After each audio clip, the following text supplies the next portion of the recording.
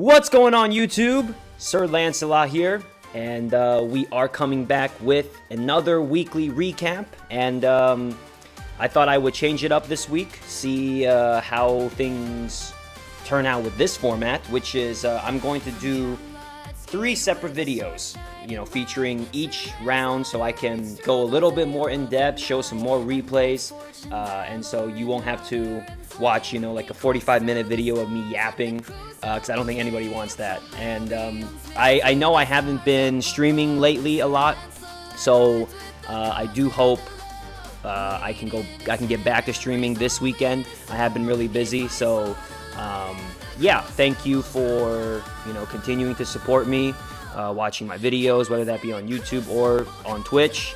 So yeah, let's dive right into round 1, where we faced CDM Warrior from the Alliance Super Outlaws, rocking a 582.7 mil TCP and an 18.1 mil STP.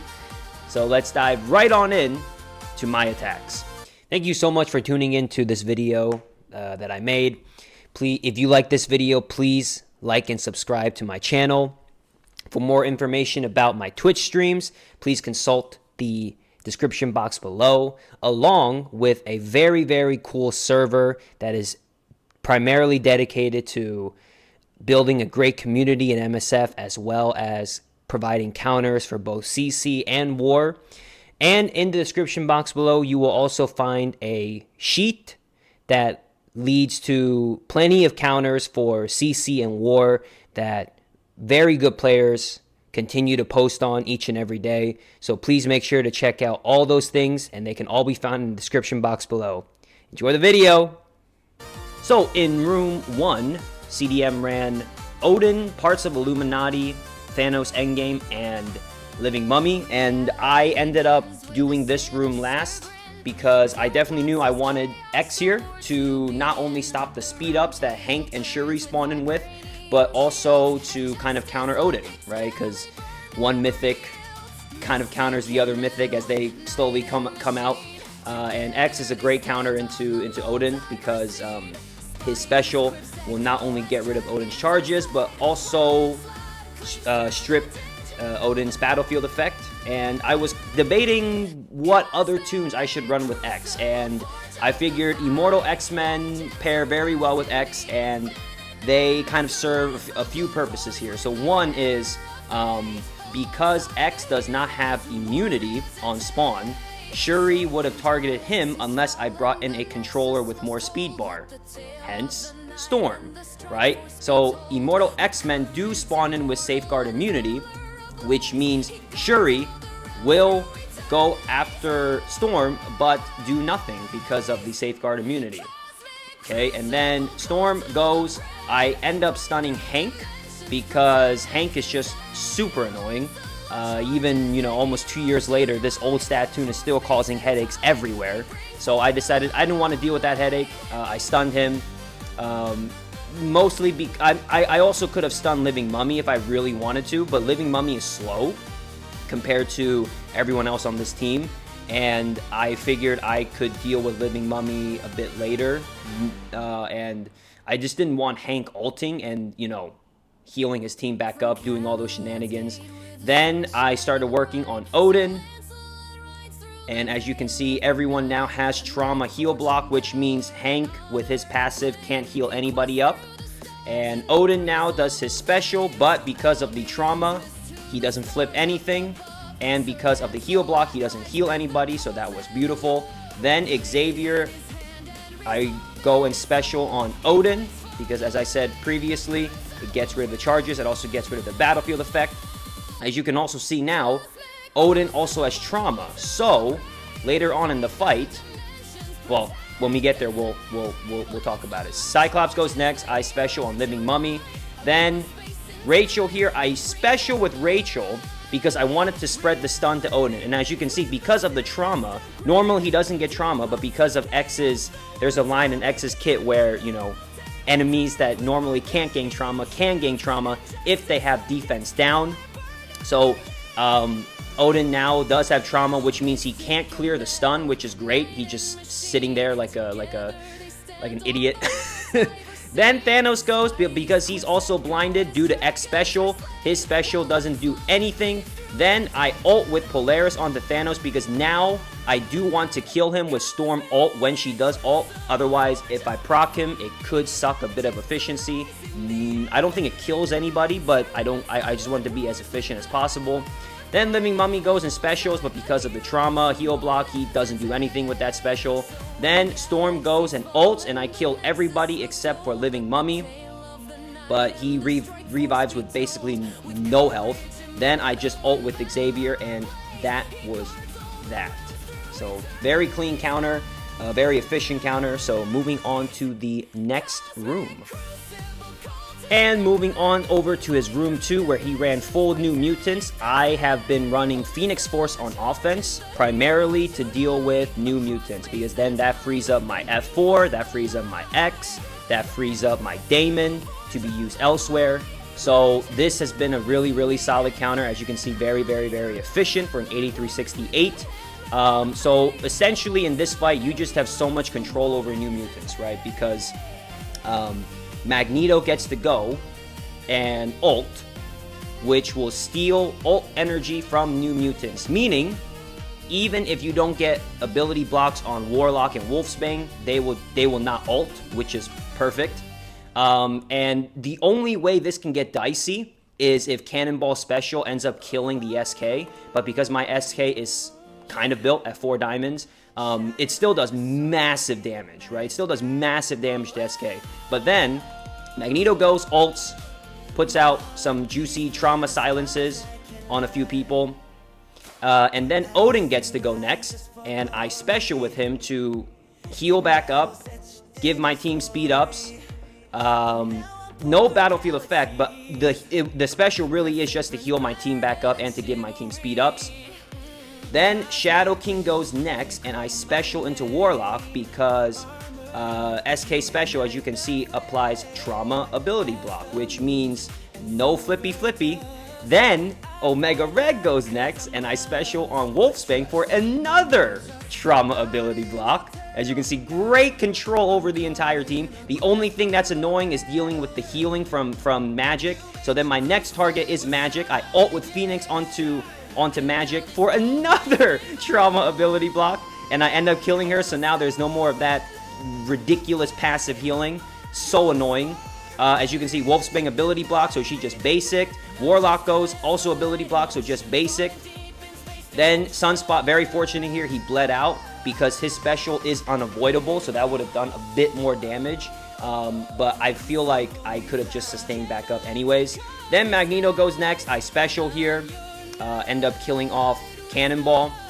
And then Odin goes next, and I just swipe with Odin to victory. So as you can see, a very, very clean counter. I would say this counter is a lot cleaner than XF4, just because with the XF4 counter, you could potentially lose the coin flip between Cannonball and Invisible Woman, which means Cannonball will put blind on your Invisible Woman, which means her ult will miss, and you can't group all of them up. Still winnable, right? Still winnable, but probably will cost you a bit of efficiency if that happens. So I would say this counter is safer and a lot more reliable. So moving on to the next room. All right, coming into room 3, CDM ran parts of Retcon, Squirrel Girl, She-Hulk, with Night Thrasher at 3 diamonds, Howard the Duck, and Super Skrull. And I'm a bit confused why he ran both Howard and Night Thrasher here, because they both kind of serve the same purpose. Excuse me. Where they're both stopping speed bar for the enemies only. I do understand Howard does gain speed bar of his own because of his passive. So I feel like he could have run maybe Night Thrasher somewhere else. I feel like doubling up on 2 speed bar stoppers in this room was a bit redundant. So I just came in with my Fantastic Four team because no one is stopping my speed stat. And I brought Captain Britain to stop both Skrull and Howard. Also, Squirrel Girl, whenever she or one of her Retcon members dip below 50% health, she'll also gain speed bar. So I just brought my Captain Britain in to just stop all that nonsense. And then, yeah, my F4 just kind of cleaned house in 4 turns. Not much to show here because I literally just pressed ults this entire fight, and they all fell over. So very efficient for an 8371.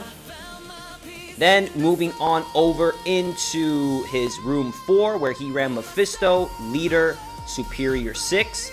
I ran my Blastar comp, and in this particular fight, I do like bringing Scientist Supreme over Kang. The reason being, Scientist Supreme will get my Blastar to 5 bombs, and Blastar of 5 bombs is really, really important, and I will show you why. So Kahori passive did so much damage to Green Goblin Classic here, which is hilarious. So I first hit into Mephisto, and there's a reason here. So the reason is Green Goblin Classic, when he's charged, will stop vulnerables, but only for his Superior 6 allies, and Leader will count as an ally in this room. He will not stop vulnerables on Mephisto because he's not a Superior 6 ally. So I needed to get a vulnerable onto Mephisto, because then my Blastar as Striker can hit into a vulnerable, right? So then I target into someone else to kind of start evenly distributing the damage, and then I basic into Mephisto for the extra ISO hit. Now he's at 4 bombs. Then I basic into Vulture with Scientist Supreme, tickling Vulture. Now my Blastar is at 5 bombs, and I like my Blastar at 5 bombs because at 5 bombs he can rewind them all. Okay, obviously, and he'll do more damage. But I really just wanted that rewind, right? The only person I didn't end up rewinding was Leader because he had the dodges still. But honestly, I could really care less about Leader. He is just a non-factor. And because of that rewind, my Blastar got to go again. So then I specialed into Leader. Really the only place I could special, because both Superior Spider-Man and Vulture were in stealth. Then Thunderstrike goes next because of the rewind I put onto Vulture and SSM, and I ulted here to kind of hit all of them. Very unfortunate that Vulture did not die. He was just too thick, so he ends up specialing here, costing me a bit of efficiency. But if I had killed Vulture there, it would have been a lot cleaner. I probably would have gotten 5 extra points of efficiency, but it's still a one shot, and 8363 is still kind of clean. But yeah, so it was not too bad. So it was really just ensuring my Blastar got up to 5 bombs so I can rewind them, because it is nice to get that rewind in. If I did not bring in Kang, SSM and Vulture would have turned before my Thunderstrike. So that rewind ensured my Thunderstrike turned before Vulture and SSM. So let's move on to the next room. Alright, coming into room 5, where he ran Starjammers, Nightcrawler, no Howard. I just ran full accursed, and because there is no Howard, there is no speed bar stopping. So my Azazel turned first at around 129 speed, which is faster than Havoc, who's 128. And because there is no speed bar, stopping, manipulation, whatever you want to call it, I get to rewind all of them with Azazel ult. So I ended up rewinding all of them, and then my entire team turned before their team. And yeah, it was a very clean fight, as you can see, 8369. I'm not going to show the replay because Accursed just naturally counter SJ even with Howard. So yeah, moving on over to room 6, where he ran Blue Marvel, Null, Captain Britain, Emma X, and Void Knight. So it's very interesting. He ran Void Knight here and also put Captain Britain, because Captain Britain would stop Void Knight's on-spawn speed bar gains. I'm guessing he wanted the Null passive speed to speed Void Knight up past Damon, where he can ult and potentially ability block him. So I didn't want to do the math. I just brought in Emma X to stop those speed stash shenanigans. And I always bring in Iron Patriot into with my Damon team, especially if there's a Null, because Null will put darkness out on spawn. And because my Damon at 5 diamond P ISO 5, he will always be highest damage. So if I need to bring in Iron Patriot to give my Heartless 50% extra damage, because Iron Patriot does do that in CC, where he will give villain allies 50% extra damage. And so Strange at P ISO 5 Striker with the 50% damage from Iron Patriot will be highest damage, which means he will get the darkness, which means my Damon will not get darkness. So no mind control hit into anybody that could cost efficiency. Also will not lower my damage. So yeah, just keep in mind, check damages if you're ever running Damon, especially into Null, because you definitely do not want your Damon taking the darkness. So let's move on over to what CDM used into my defense. Full disclosure, this entire weekend, I did not change my defense because 1, I was busy, 2, I was also lazy. So and we're gonna see the same defense throughout all 3 recap videos. So in room 1, into my full Star Jammers, he just used full Accursed. Once again, I'm not going to show the replay because this has just been a counter forever. Accursed were made to counter Star Jammers for an 83-68. Then into my new mutants in room 2, he used basically the exact same team I used, just he used Songbird instead of Odin. So obviously this also works. Songbird is faster than Cannonball, so she'll have a turn 1 ult before Cannonball goes. As you can see, it is ever so slightly less efficient. But obviously it does save your Odin to be used elsewhere if you do run Odin on offense. He ran Odin on defense, but you know, this is a good counter if you desperately needed Odin somewhere else. It's essentially the same fight as the one with Odin, so I'm not going to re-show the replay that I showed a bit earlier. So moving on over to room 3, where I ran Blue Marvel Immortal Weapons. He just used his Blastar team, and as you can see, he brought in Kang here, which is smart. And I know I've said this a few times, and I may have shown this replay before, question mark. But Kang is here essentially to ensure your Thunderstrike goes before Lady Bullseye. Now, I have not done the math. Thunderstrike at 126 with that extra 5% speed bar, would he go before Blue Marvel, who's 132? I don't think he does. So in the event you don't kill Blue Marvel with Blastar, you could be a little bit cooked. But in this fight, he definitely did kill Blue Marvel because he took 6 turns. So Kahori goes basics twice into OG Iron Fist because she didn't get off the taunt. Then Blastar goes, hits into a vulnerable. Now he's at 4 bombs. Then Kang goes next. He hits into Blue Marvel. Then Blastar is now at 5 bombs. And he blasts off. Does he kill Blue Marvel? He sure did. And because now they're all like clumped together, Thunderstrike can just do a special rather than his ult because his special just does massive damage. And as you can see, very easy cleanup there. Kang, once again, the 5% on-spawn speed bar does ensure his Thunderstrike went before my Lady Bullseye.